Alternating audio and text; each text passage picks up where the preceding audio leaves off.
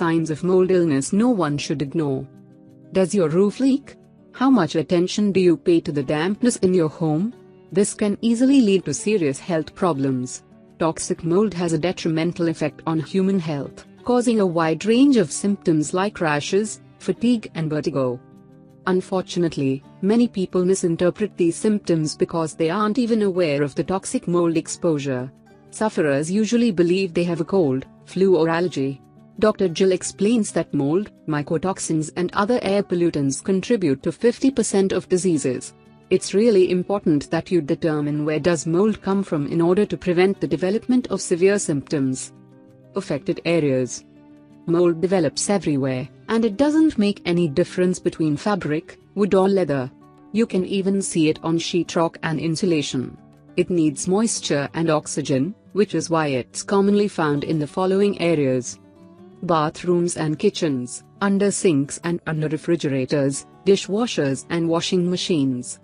Leaky roofs, windows, condensation spot, basement and other areas with high humidity. How to spot it? The first thing you will notice is the musty odor, and then look for bowed floorboards, discolored carpets, water stains on walls and black, white spots, as explained by Dr. Mercola. Types of mold.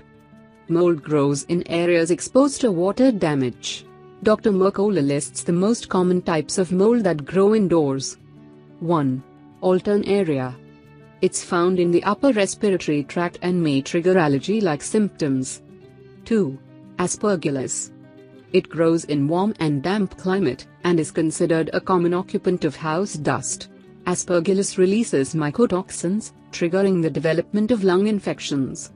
3. Cladosporium. Grows on textile, wood and other porous materials exposed to moisture. It causes hay fever and asthma-like symptoms. 4. Penicillium. It's found on wallpaper, fabrics, carpet and fiberglass duct insulation. Penicillium causes allergies and asthma.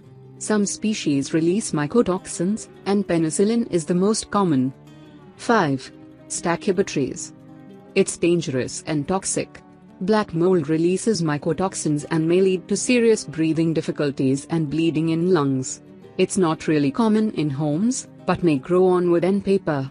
It doesn't grow on concrete, linoleum or tile. Symptoms. Dr. Jill listed several symptoms you should be aware of. Fatigue and weakness.